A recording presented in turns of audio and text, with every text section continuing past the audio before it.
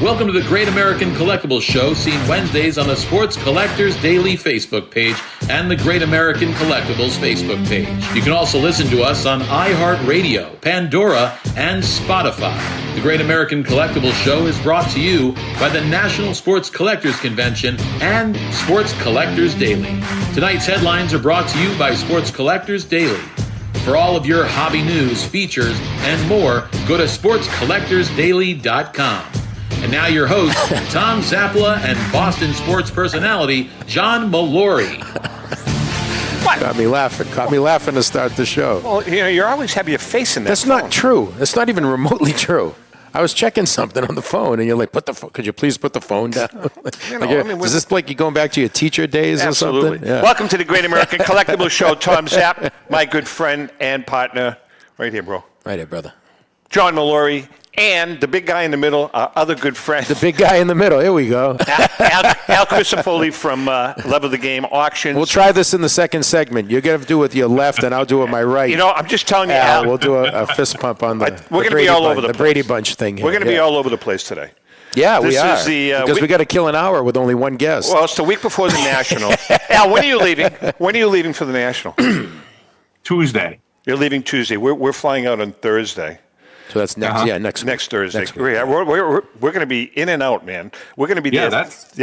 I'm getting this sensation that probably a bad word there that this National is going to be like gigantic. It is, and something. I'm not equipped this year because of my knees. You're not equipped. Well, no, I'm serious. I mean, I'm not. I can't be prancing around. We're going to pull in. You're going to have to get up and move around a little bit with the back and the knee. And everything. I'm sorry? Sounds like whining. That's a lot of whining. It is a lot of whining. Listen, I'm taking one for the team. It's a great call, Al. It's just constant whining now. I'm taking one for the team this year. You know what the worst part is? The guy's doing the show with you is older than you. Let me tell you something. Right? He's in for Rico's older than you, right? What the hell is wrong with you? He's not that much older than you. He's a lot older than me. He's like 5 years older than 10 you. years. Is he 10 years older than you? No, he's 9 years older than me. Okay, it's single digits. Right.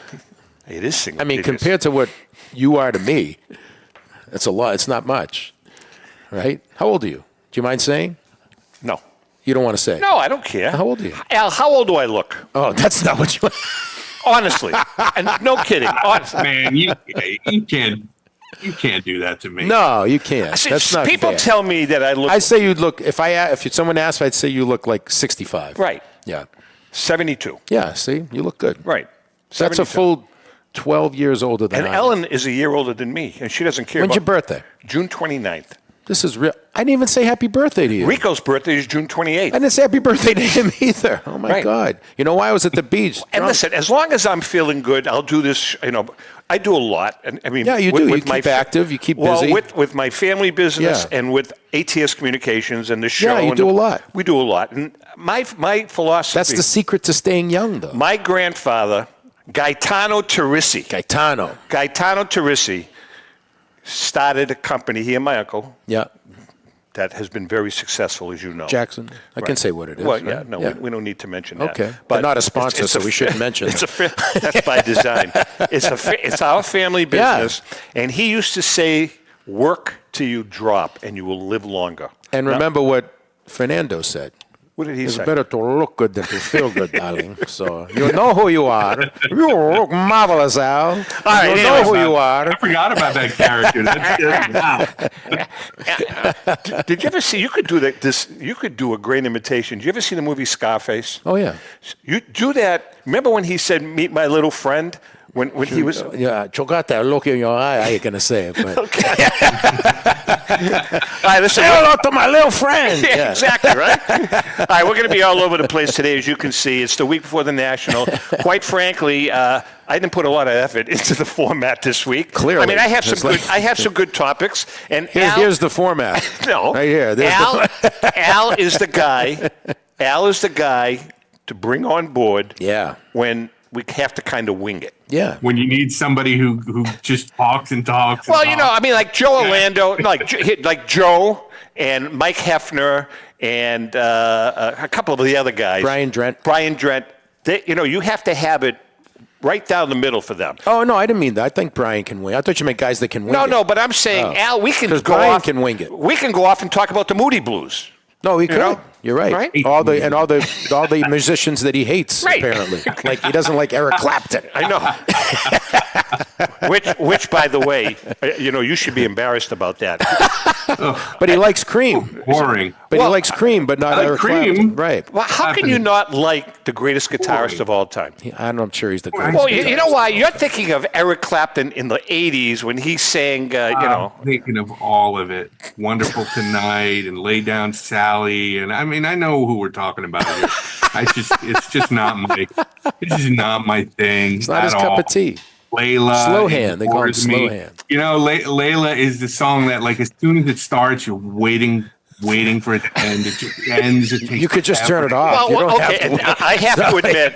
It's not like the old days when you had one channel. You had to wait for it to end. I have to admit that was a bad period that he went through with. Did you like the slower version, the acoustic version, better than the original version of Layla? It's even worse. It's like taking something super boring and then making but it what about more.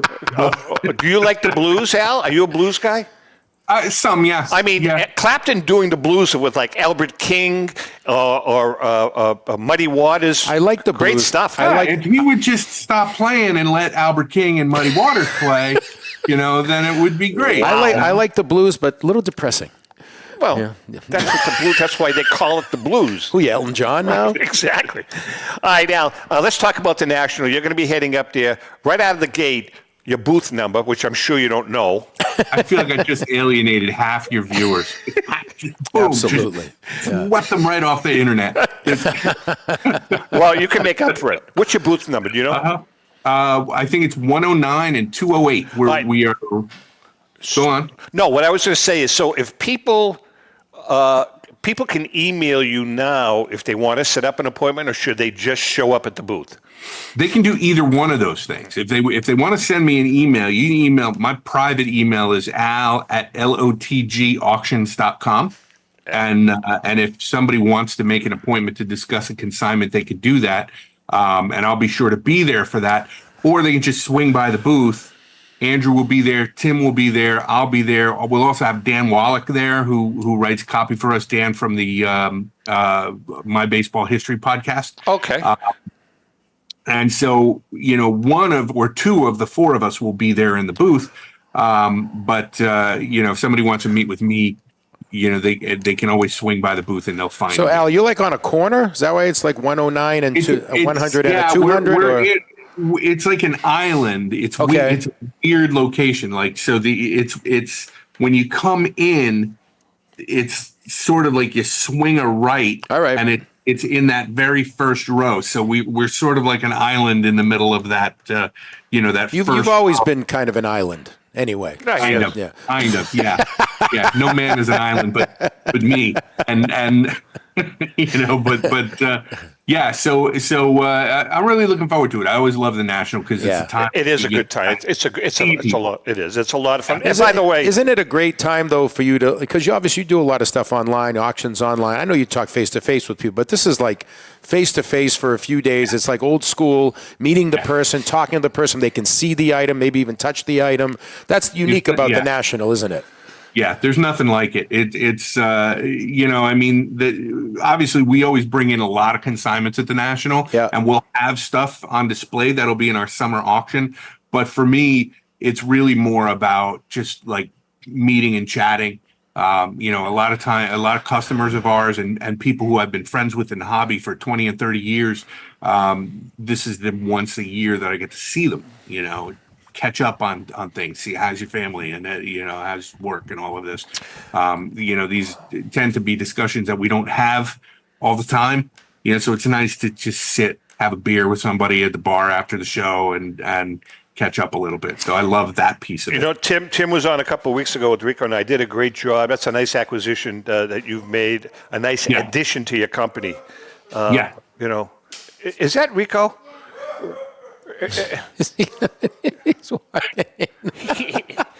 Do you realize we're on the air? Do you realize we are on the air? Rico Petrocelli in the background first. Rico. If you want to come sit Literally with open us, the door, hollering and carrying on, knowing we're recording. if you want to come sit with us, come on in. Zoo. This program is a zoo. Al. Right. I tell him I said hi. He is just amazing. He's amazing. We've told him 100 times, Rico, we're doing 2 shows back to back. Good. There he is. Hi, everybody. Hey. He's the Great American Collectibles Show, Larry Bud Melman. He's right. Sometimes, Rick, at the break, we'll get you up here. You can smoke your cigar. Oh yeah, Sure you can. It's me, you, Al, and John. Sure you Absolutely. You know what he said? More money. More money. More money. I get it. God help it. All right, listen, Al. There's a topic that I want to bring up that it's been a little sensitive based on the news that's happened over the last week or two. Are you concerned about security at the National? Now, let me preface this by saying we had Joe Drellick on and Brian Coppola on last week's show. I don't know if you saw it, but after they spoke, I felt so comfortable about what they've done with security that it's like. There's a nice clip of that, by the way, that Chrissy did I asked Chrissy to do it. On our social media. Right. It's really you nice can look clip. at it People because want to check it out. If go onto the Facebook, Great American Facebook page, because Joe really spells it out. Al, what are your thoughts on all of this? So I saw the piece with Joe, and here's what I think. Even without seeing that piece, Joe Drellick is a pro. He's crackerjack, and he runs a great show. And so, not just the National, but the other shows that he runs. And so I trust him implicitly that he's going to do the right thing for all of his exhibitors. Okay. In terms of, the security at the National, we take lots of precautions and always have. But generally, just because I'm kind of a nut, because I have other people's stuff with me. Everything that we sell is on consignment. So I am super careful transporting it and storing it and all of that kind of stuff. That being said, this kind of thing could happen to anybody, right? And I've been really struggling watching the fallout from this in comments on social media threads and message boards and things, because I can't believe the amount of victim blaming that I see. I agree with you. I've seen a lot of that too. It's a good point. It's a real good point. Every day we all make these decisions that are like quick little decisions that you do over and over and over again over the course of the day. And then, when you just happen to look down at your phone while you're driving and you have an accident, that's when somebody says, well, you're an idiot for looking at your phone while you were driving, or if you're changing the radio station or whatever. It's the same kind of thing. I looked at the video of that theft. 6 seconds. That's how quick that happened. 6 seconds. Did you see it, John? I haven't. The video is unbelievable. It was so unbelievably coordinated, and I feel so bad for not just, and I don't know the dealer. He's a customer. I don't know him personally, but I feel not only bad for him, but the kids who were watching the booth, because it was so clearly coordinated. That's the person whose fault that is the thief. That's the person right. who, you know what I mean? That's the guy to blame. Let me ask you guys both this question. All right, let's take it to the next level now. So these you get ripped off. This guy steals, right? He's on camera. Okay, Al, what are the chances of him fencing, or any thief fencing product that they're stealing? I mean, they're all, if they're in PSA holders, you're already done, right? So how can you, are there buyers out there that have no scruples and will buy a hot piece and just keep it in their private collection and never show anybody? there's all kinds of people who have no scruples. We know this, but I feel like, with stuff like this, at least I felt this way about the memory lane one. I think what happens is people don't understand that each one of these cards has a certain number. That Right. Yeah, right. Sooner or later it's going to turn up. Right. PSA is scanning the cards when they come in now. So the stuff there's a scan of the card even out of the holder. And I don't know necessarily that these knuckleheads know this, and so they're going to get caught, and they'll get what's coming to them. It's a shame that we live in a world where people feel like they need to steal, maybe to make ends meet or whatever. But it's a shame to see something like this happen in a hobby that's supposed to be wholesome. It's supposed to be, it's supposed to be for everybody. And then somebody comes in and does something like this and kind of wrecks it just, for everybody. Well, that's the thing. But I mean, don't you think also this is an offshoot of the success and the growth of this business as well? Yeah. I mean, that people. I was down in Newport over the weekend. I was talking with some people I met there about collectibles, and I didn't even bring it up, but it's come up on this show that collectibles like the kind you have at Love of the Game, vintage stuff, that's high-end stuff, interesting stuff, valuable stuff, is now being looked upon almost like. And Zap, you've said this many times. I'm sorry. Can you get your face out of your phone? No, actually, I'm sending. I am saying. Are we interrupting a call? I am being a professional. At least I did it before the show. I'm being before a the show. I am being a professional, and I was Listen, sending my producer. DoorDash will always be there. I was sending my producer. Just take the call out. Let's just do the next 45 minutes of phone calls. I was sending both of you knuckleheads. I was sending my producer a message so that we wouldn't converse. She vehemently denies this. I'm more just shaking my head that we're going on break in 3 whole minutes. It's just an example of his ADHD, everybody. He couldn't wait 3 minutes to talk to me in person. He's That's like, because I'm of going to Rico. text her on That's air. because of Rico. And now I've forgotten my point. Don't blame somebody else. No, I was going to say it's an offshoot. The gentleman said, and I didn't bring it up, you've brought it up a lot, that these are now being viewed, some of the items, as works of art. Oh, yeah. And guess what? It's a commodity. It's worth something. So when somebody buys... I'm not blaming the victim, because you're right on that. I'm just saying it's sort of the growth of the hobby. And with that, with what Joe Drellick said last week, and Brian, security's going to grow too. Well, so again, that's the thing. It gets back to my point. If there are people, and you're right, there are people out there that will buy a hot Rembrandt. Yeah. And just keep it for their personal selves, right? For their own, right? That's part of the problem. Yeah, No, I think that's a thing, and I think there are during this whole boom that's happened, there's a lot of people who are, using the term asset class to describe what what your sports cards have become. Yeah, and I get it, but. I think when you assign that level of importance to it, it becomes like cash money. And in some people's minds, it's like having a whole lot of cash laying around. Right. I can grab that and make off with it, and you're never going to find it. They don't understand that these things are traceable and that there's only so many places. Well, some guy who's walking around at a show in Dallas, does he really have access to the high-end buyer? Maybe. Right.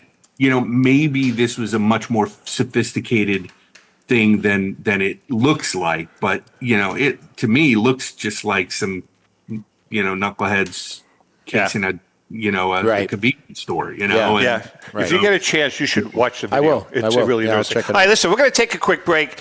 Chris is in the house. I told you we're going to be all over the place. We have been, right?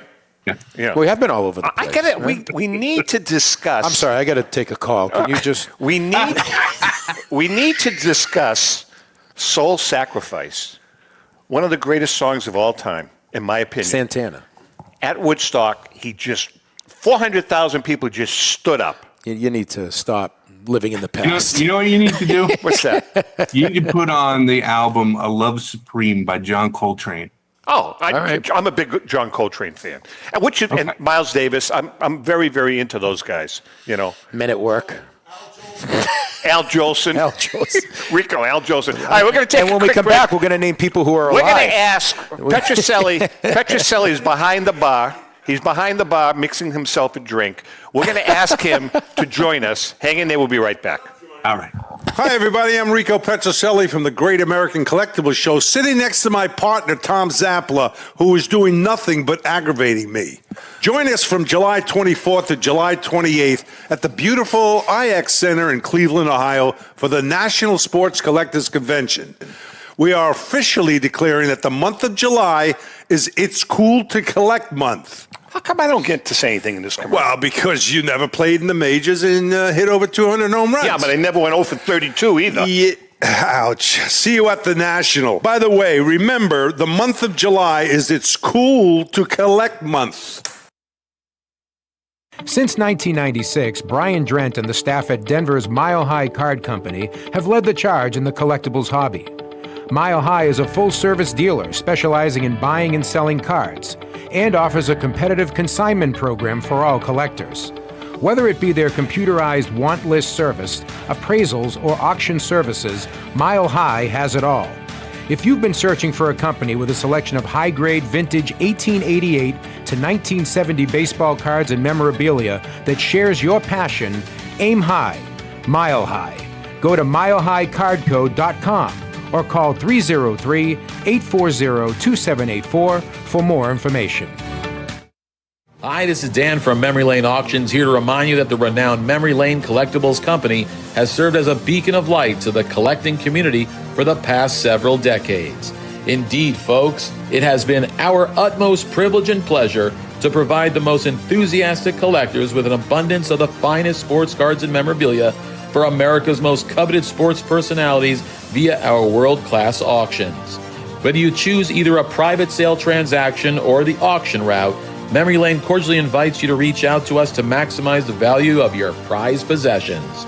Also, it is not just sales that we pride ourselves on being the best of the rest, because if you are seeking a particular keepsake for your esteemed gathering, we will be relentless in our quest to find that special piece to fulfill your collecting dreams. So no time to wait. Reach out to us today for the purposes of capitalizing on our unparalleled marketing capabilities. Simply pick up the phone and dial 877-606-5263. That's 877-606-LANE, or find us on the World Wide Web at www.memorylaneinc.com. Now is the time for your valued consignment to ultimately become another one of Memory Lane's record-setting prices. This is Brian Drent, president of Mile High Card Company. Is your sports card and memorabilia collection properly insured? For easily replaced personal property, homeowners insurance is all most people need. But for prized possessions that you may have spent a lifetime collecting, it doesn't go nearly far enough. Collectables Insurance Services has been insuring for over 50 years. They offer a full range of protection and a $0 deductible at an affordable rate with no appraisals required. I know because they insure my collection. If you have a minute, go to collectinsure.com and learn more about insuring your personal card or memorabilia collection. How would you like to own the bat that was used by your favorite player when he hit that towering home run or game-winning base hit? Now look no further than JT Sports, specializing in the sale and authentication of professional game-used bats. As the official authenticators of professional model game-used bats for PSA DNA, JT Sports will guarantee the authenticity of any bat purchased from them. JT Sports also buys and sells game-worn uniforms, gloves, and baseball equipment. The unique quality of the collectible is what JT Sports is all about. Give them a call at 609-487-8003 or check them out at GameUseBats.com. How's it? All right, we are back. And Chris, you're going to have some really good or really awful clips from this one. Al Crisafulli is in the house with us. Rico refuses to come on camera. No, it's all right. Because he's smoking a cigar. He's having a coffee. He's doing pre-show. He's doing a lot of prep for the next show. He's old. I got one for you. Go ahead. What you got? This is Mdu Mokhtar. God bless you. Yeah, This is a Tuareg guitar player from Africa. Wow. And the name of the album is Funeral for Justice. I'm sure that's platinum, right? What, does that matter? No, I'm just asking a question. So how many of those? How many of those exist? 4, 5? Just this one. No, he's an outstanding guitar player who is heavily influenced by guys like Jimi Hendrix. But the music is very much African in nature, right? So it's very rhythmic, and it's the kind of music that they play in it. But imagine with a heavy electric guitar. Yeah, no, I like that kind of stuff. He's going to be playing in a hut on a safari next week somewhere. It's really fantastic. Go get that. Don't talk to me about Eric Clapton. Oh man! Wow. All right, listen. Wow. It is time for our Gax Blast from the Past. It is. It's a recent past this week. Very recent past, because I want to talk about this clip after we show it. This kid. So no talking during the clip? In my opinion, well, no, we could talk. Okay. Al's not going to see it until it airs, but Paul Skeens. Paul Skeens, dominant. This kid. I'm hearing he's the greatest pitcher of all time, blah, blah, blah, blah, blah. But let me tell you something. I did a little research. I don't want to get your opinion on this before we show the clip. Okay. At this snapshot in time. Yeah. At this snapshot in time. Right now. For as long as the kid has been in the pros, name me a better pitcher that ever lived, including Pedro. You mean who just came in and was good right off the bat? 6-0, 7-0. Yeah, it's hard to say. You're right. With the strikeouts, you're right. He could be at this snapshot. It's one of the great career starts I've of all time. never seen a better career start. Because Ryan wasn't good. I looked it up. Nolan Ryan, Pedro. Well, here's what I'll give you. And he was hurt. Technically, he was hurt his first year and a half or so. But when Clemens of '86. But he was already in the bigs. Yes. For a year. He was hurt. I'm talking about his first. When he went 14-0, but he wasn't a rookie. Correct. So I'll give you that. Correct. But yeah. I mean, this kid has been lights out, and for him to start the All-Star game, that's a pretty big honor. You ever see anyone like that, Rico, that came in and just Rick, have you seen dominated right away? Have you seen any of his film? No. Paul Skeens, from the kid from Pittsburgh. No, I didn't say that. What I said was... that was my fault. I said at this stage of the game for his first 6 starts, name me a better pitcher. That's pitching now? That ever pitched. No. His first 6 starts. Oh, name one. Did you ever see a guy come in and dominate right away? Who? Randy Johnson? So Randy Johnson came in as a rookie 6-0 and led everything in strikeouts? No, not yet. No, he took a while. Look it up. I did. He had to... Same thing. Maybe. Well, you played against him. Rico's now arguing with Christy Matheson. For those that can't hear at all what is going on right now, for the person that's off Let's screen look at and this not film. with a microphone. Let's take a look Matheson. Let's take a look at Paul Skeens. Paul Skeens making his 11th start, a 2.12 ERA, 78 strikeouts and 59 and a third innings pitched. 78 strikeouts, finishes them off. 59 innings. Here's a 1-2. And then strike 3 call with 99 right at the knees on the inner edge. Pitch number 9 coming to Adames. Strike 3 call with 100 at the knees. And He's got movement another too, strikeout. He's got 4 of them. He's got great command. Yeah. Struck out swinging, 99, blew the heat right by him. Said, enough's enough. I mean, yeah, he's kept trying to throw that split on the outside corner, missing. So 3-1-3-2. He went right down the middle. He's going to start the All-Star game, right? I think they're going to start. Yeah. Breaking ball, strike 3 call. Backdoored him. 6 strikeouts for Skeens through the first 10 batters. 3-2 again. He struck him out. Skeens strikes out the side. 7 strikeouts through 3 innings. And there goes Adames. Quicker work of him. That's number 8. And there he goes. Beautiful. He's got 9. A 10-pitch inning. Nothing through 4. And he strikes out his most of these guys, they're not even swinging. I know. It's his second He's just time. overpowering. His first 11 major league starts that he has double-digit strikeouts. Wow. Got ahead 0-2 real quick with 2 four-seam fastballs on the inner edge, and then he went to the breaking ball. Got the count even, then another one right at you, 98 miles an hour. Jake Bauers can't catch up to it. Like, if you're the Pirates, do you give this kid a deal right now? That's I would. 11 strikeouts for Skeens. You know? I think as he continues to evolve as a pitcher, we're going to see him go outside of the zone with his stuff a little more. But that's nice. A quicker inning, too. That'll allow him to go to the 7th. Scoreless through 6. And a fly ball, boys. They can get this out. 2 quick ones. And the catch made. And once again, Sawinski lays out, this time to avoid a collision. Yes, very fortunate right there. That could have been really bad.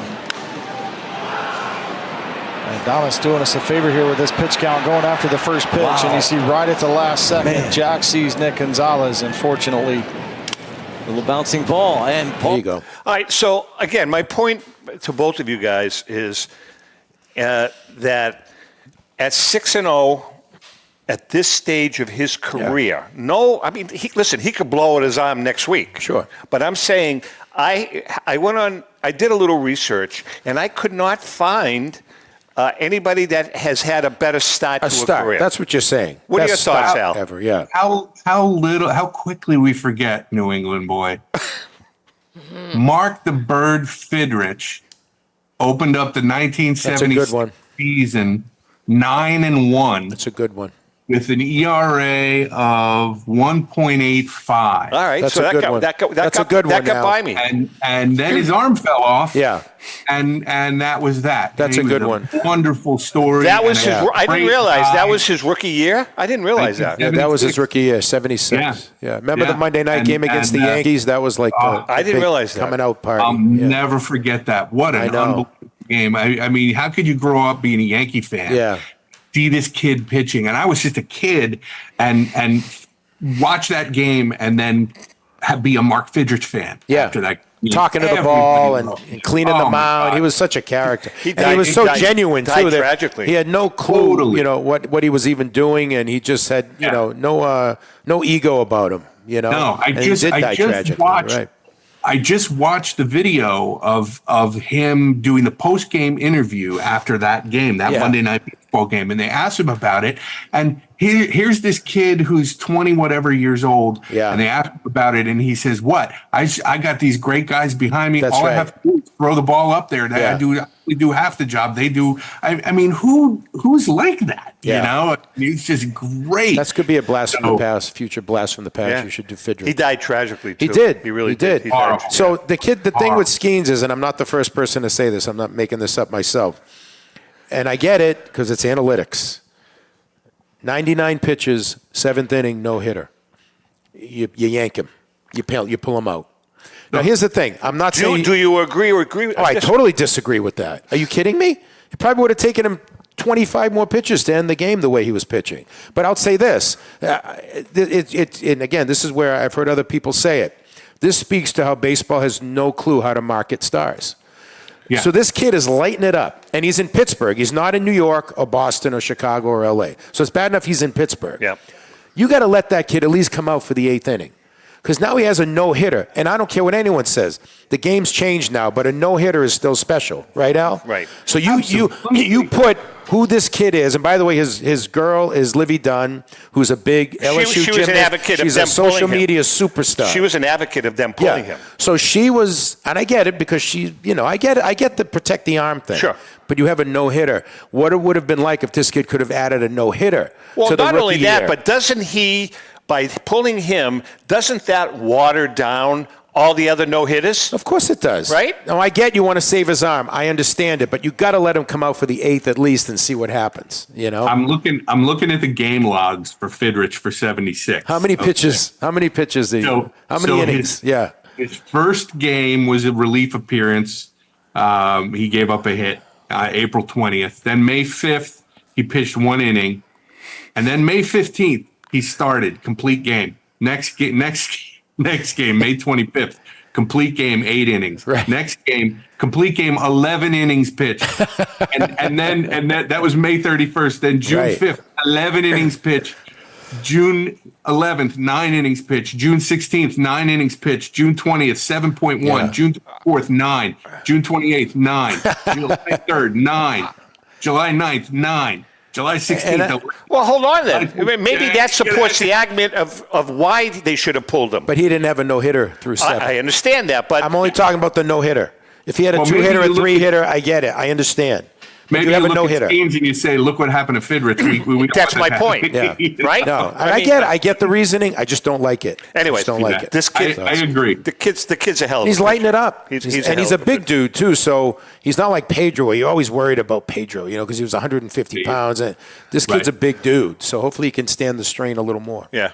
Hey, Al. Problem is, he's going to end up with the Red Sox, Yankees, or Dodgers in a couple years because Pittsburgh's not going to be able to pay him. No, they'll never pay That's him. the problem. So I'd sign him to some deal now. Oh. Some Bobby Bonilla deferred thing, you know what I mean? So you keep him in town, maybe keep him at least 4 or 5 years, and then, whatever, and then see what happens. Al, by the way, in Pittsburgh. By the way, are our Red Sox surprising a few people, you think? Yeah. Yeah. I was just talking to my buddy about that over the weekend. He's a big Red Sox fan. I don't know why I still like him, but he is. and we were talking about that. Who expected that? But boy, the Yankees went into town and they just ran all over the Yankees. I mean, they set the Yankees on a downward spiral. The Yankees went 6-16 after the Red Sox dismantled them. Yeah. I mean, they hustle, they play hard. The manager is just a sharp baseball guy. That was his interview yesterday or the day before yesterday when they beat Kansas City in that third game. His whole paradigm changed, and he said, "We're not talking about a wild card anymore." Right. He said, "We're 4.5 out Right. of winning the East, Right. and I think we can do it."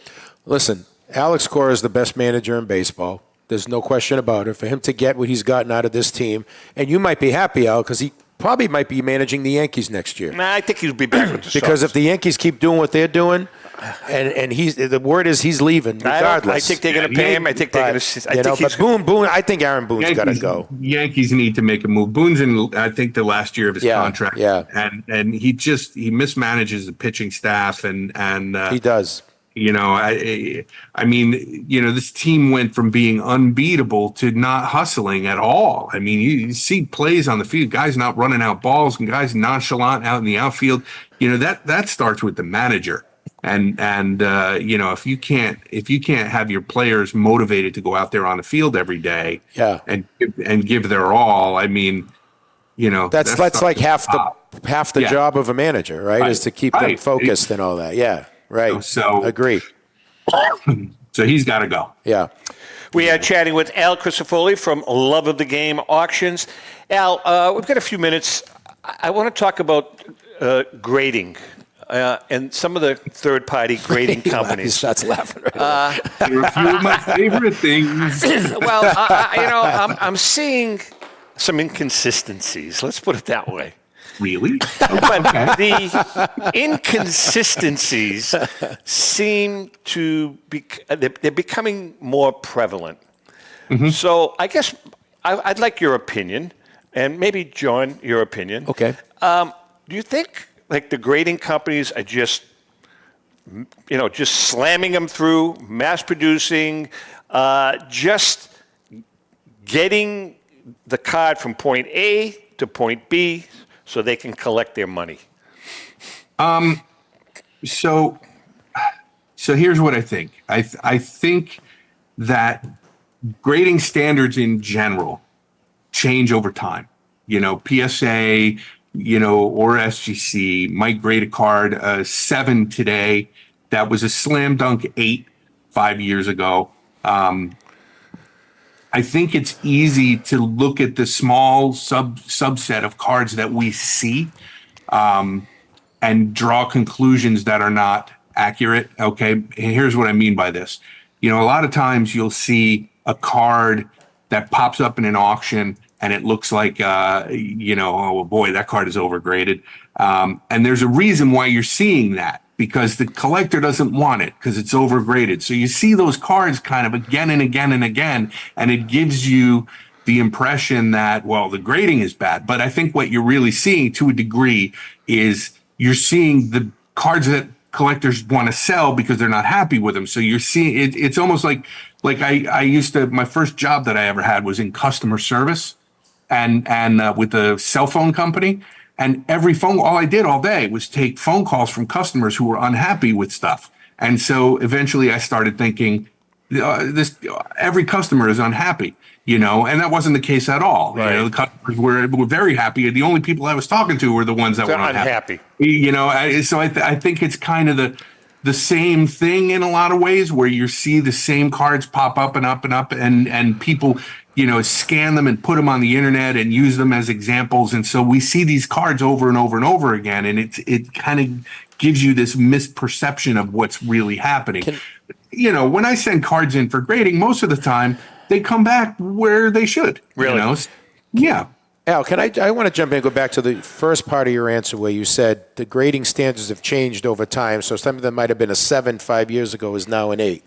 Yeah. Why is that? Technology, better grading system, different standards? Why is it changed? I feel like, I wish I really had a concrete answer to that. I guess my gut tells me that the grading companies respond to the things that are important to collectors to some degree. So like an example of that might be centering, where in the early days of grading, I think collectors didn't care as much, or I shouldn't say collectors didn't care as much. I don't think centering was as important to as many people as it is today. Okay. So you can look at some SGC is probably the most egregious example of this. If you look at early SGC graded cards, centering was almost a non-factor, right? They just, if the card had sharp corners and good color and a good surface and it was way off, they didn't factor that centering in the way they do today. Right. And today, with both grading companies, centering alone can drop a card a couple of grades, and at least it seems that way. And so I just think it's more important today than it was to collectors today, and I think the grading companies respond to that. And at least so in other words, I don't have any kind of grand conspiracy theory that the grading companies are trying to do X or Y. I think they're trying to grade cards but that's just me. I can understand. I mean, we send in so many cards for grading, and when they come back, very rarely do I get frustrated by a grade. It happens, but it doesn't happen like, oh, every box I open, there's something bad in it. It's just not like that. Right. Okay. We're speaking with Al Crisafulli from Level the Game. Did I ruin the narrative? No, what we're going to do is we're going to take a break because I want to follow up on this because I have a question regarding the technology and the grading systems, and I'm seeing something that is kind of changing. I want to talk to you about it. Hang in there. Right. We will be right back. Hi, everybody. I'm Rico Petrocelli from the Great American Collectibles Show, sitting next to my partner, Tom Zappala, who is doing nothing but aggravating me. Join us from July 24th to July 28th at the beautiful IX Center in Cleveland, Ohio, for the National Sports Collectors Convention. We are officially declaring that the month of July is It's Cool to Collect month. How come I don't get to say anything in this commercial? Well, because you never played in the majors and hit over 200 home runs. Yeah, but I never went 0 for 32 either. Yeah. Ouch. See you at the National. By the way, remember, the month of July is It's Cool to Collect month. Pristine Auction is a family-owned and operated online auction specializing in autographed memorabilia, sports cards, coins, art, and collectibles. Since their founding in 2010, they've grown to 2 facilities in Phoenix, Arizona, totaling over 60,000 square feet. Jared Cavalier and an incredible staff of over 150 team members serve a very large customer base and enjoy every minute of it. By working with leading authentication companies, Pristine ensures all items are 100% authentic. In addition, third-party authenticators regularly travel to Pristine Auction to provide authentication services on site. Pristine Auction strives to operate its business in a way that's honoring to God, their families, and their customers. With a strong focus on speed, quality, and premier customer service, their mission is to be the leading online auction for every level of collector and fan. Pristine also works for Hope Sports and Identity Hoops International, traveling to Mexico to build houses for the less fortunate. Pristine Auction offers several online auction formats with thousands of auctions ending each day. For more information, go to pristineauction.com. That's Pristine Auction, the best in the business. If you're a discerning collector interested in owning the most important pieces in the hobby, look no further than Leland's Auctions. The original sports auction and appraisal house, Leland's was established in 1985 by legendary Pioneer founder Joshua Leland Evans. And today, President Mike Hefner carries on their tradition. From the Tom Brady card and memorabilia collection to the famed Boston Garden auction to high-end card auctions from every major sport, Leland's has always maintained the highest standards. Go to Lelands.com and get your bid in. That's Leland's, the hobby's leading sports auction house for 4 decades. It's often been said that championships are won on the practice field, and world records come only to those willing to work harder than everybody else. Heritage Auctions is the world's largest collectibles auctioneer because we believe that becoming the best is only an invitation to the challenge of remaining the best. This requires the skills of the hobby's top experts, capable of identifying and maximizing value for our consigners. It requires the most visited website in the industry, courting a global audience of collectors over 1.5 million strong. It requires a dedicated press department that expands our global reach far beyond the entrenched hobby marketplace. It's hard work, but a simple premise. Present the finest collectibles to the largest population of potential buyers, and world records will come. We invite all listeners to put the unmatched power of Heritage Auctions to work for you. Auction evaluations are always free, and our commission-based fee structure ensures that our interests are always aligned. The highest possible price for your collectibles. There will always be new world records to chase, so let's chase them together. Visit our website at ha.com and request your no-obligation review today. Hi, this is Dan from Memory Lane Auctions, here to remind you that the renowned Memory Lane Collectibles Company has served as a beacon of light to the collecting community for the past several decades. Indeed, folks, it has been our utmost privilege and pleasure to provide the most enthusiastic collectors with an abundance of the finest sports cards and memorabilia for America's most coveted sports personalities via our world-class auctions. Whether you choose either a private sale transaction or the auction route, Memory Lane cordially invites you to reach out to us to maximize the value of your prized possessions. Also, it is not just sales that we pride ourselves on being the best of the rest, because if you are seeking a particular keepsake for your esteemed gathering, we will be relentless in our quest to find that special piece to fulfill your collecting dreams. So no time to wait. Reach out to us today for the purposes of capitalizing on our unparalleled marketing capabilities. Simply pick up the phone and dial 877-606-5263. That's 877-606-LANE, or find us on the World Wide Web at www.memorylaneinc.com. Now is the time for your valued consignment to ultimately become another one of Memory Lane's record-setting prices. Hey, I'm Mike Petroselli. If your company is looking for the best in marketing and promotional items, you'll hit a home run with Petroselli Marketing. With over 8,000 suppliers and 650,000 imprint-ready items, we can get your company the visibility it needs to get your maximum exposure. Whether it be office promotions, wearables, automotive, sports items, and everything in between, Petroselli Marketing can do it all. Our design staff will even work with you from concept to delivery and customize your products. At Petroselli Marketing Group, we will get your brand in front of your audience. Contact us at info@petrosellimkt.com or call us at 603-880-3202. That's Petroselli Marketing, where no dream is impossible. So I ask you, Zab, how does your company or organization do promotions? Imprinted products keeps your brand in front of your customers more than any other form of advertising. For the best on-time service and new ideas for your next project, give Petroselli Marketing Group a call at 603-880-3202 or email info@petrosellimkt.com. You know, with all due respect, Rico is cheap. Why do you say that? Because you would think... He's always been very, very outgoing and nice to me. He's a wonderful guy, but you would think that he would donate... Never bought me so much as a burger. Exactly. But, yeah. You would think that he would donate some type of a piece of something from Petroselli Marketing to the Great American Collectibles Show? Like a pen. Anything. Like a ruler or something. Nothing. Right. Nothing. He doesn't do a Right. damn thing. Right. Anyway, Al, I want to get I back. think Rico's about income, not outgoing. Outcome. Yeah. He's shaking his head, drinking coffee, and eating donuts. Al, I want to talk about the technology, the grading and technology. So I've noticed that, obviously, you're saying centering. When cards are manufactured today, they're manufactured with tremendous technology. So theoretically, every card should be centered.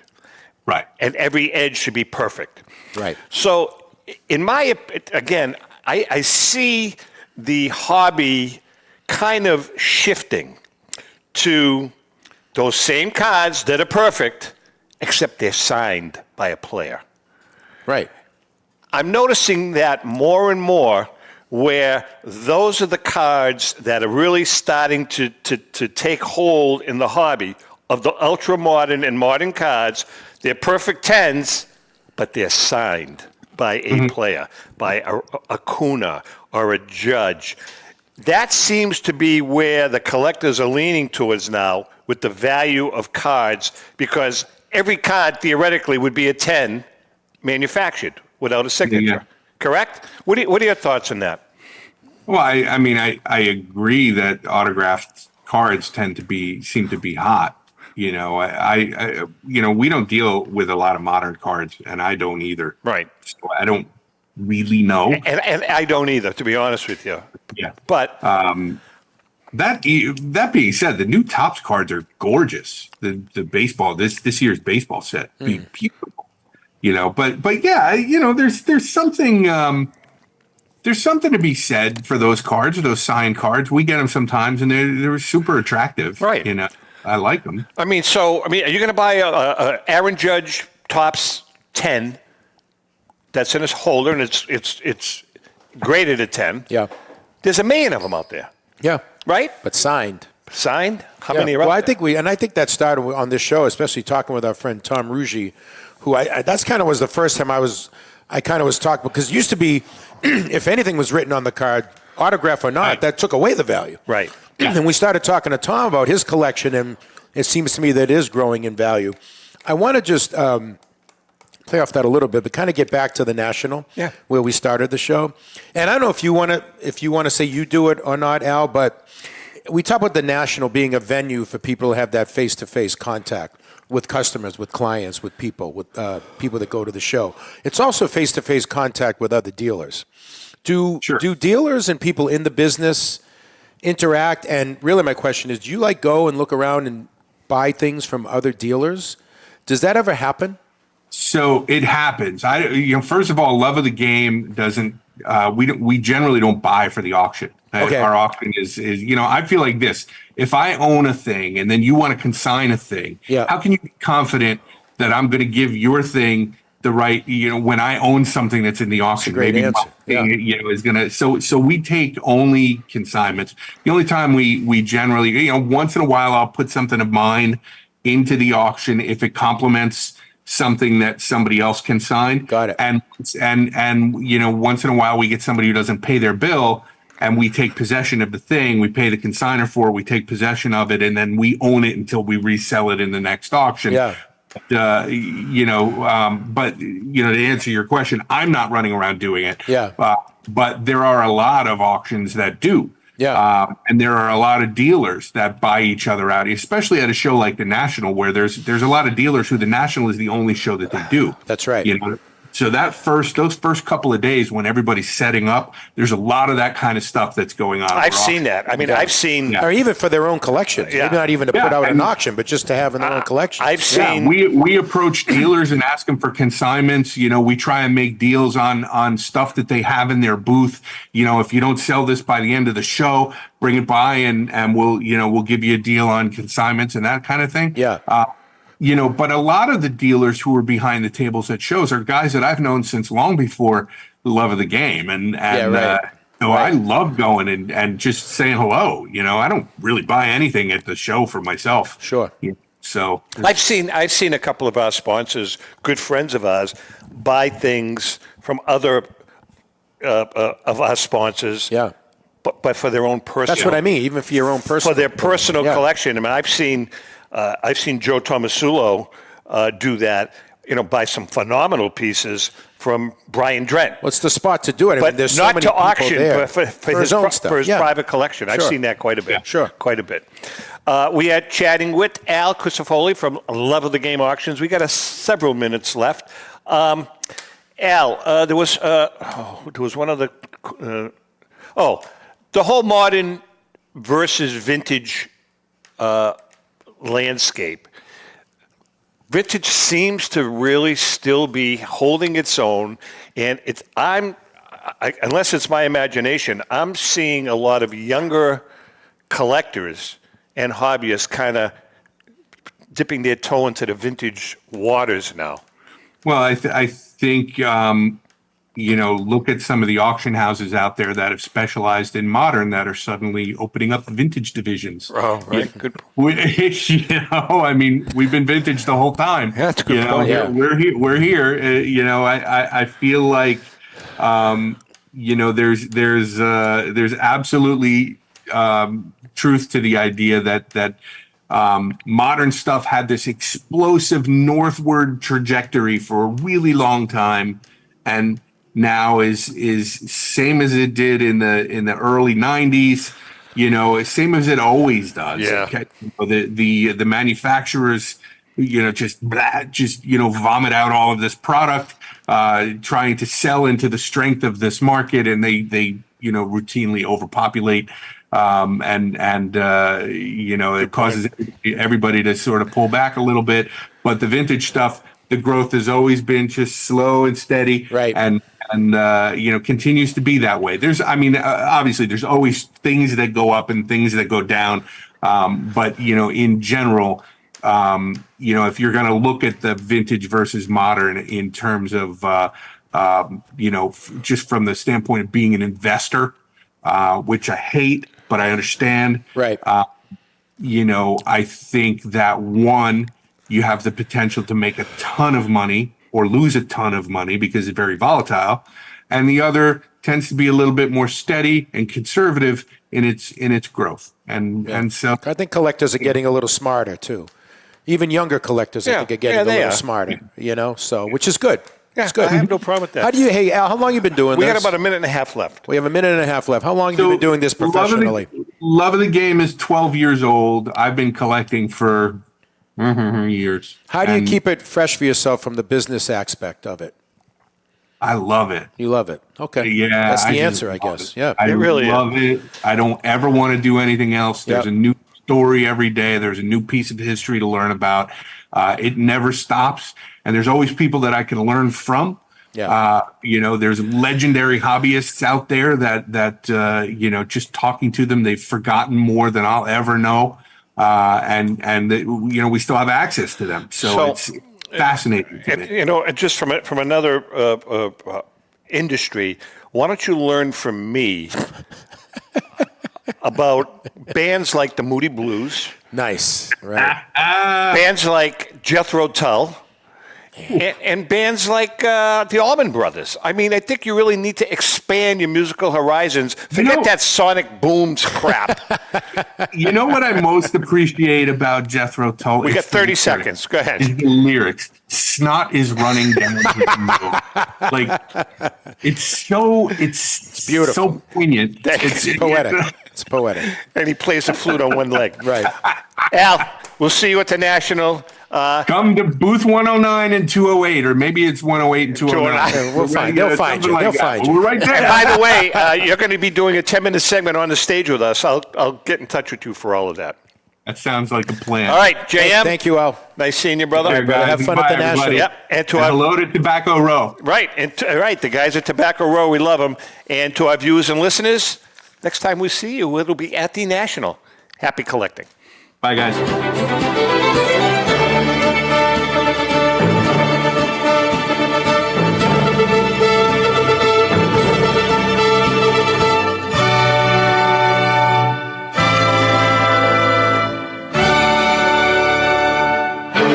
The views and opinions expressed by the hosts, guests, or callers of this program do not necessarily reflect the opinions of the Studio 21 Podcast Cafe, the United Podcast Network, its partners, or affiliates.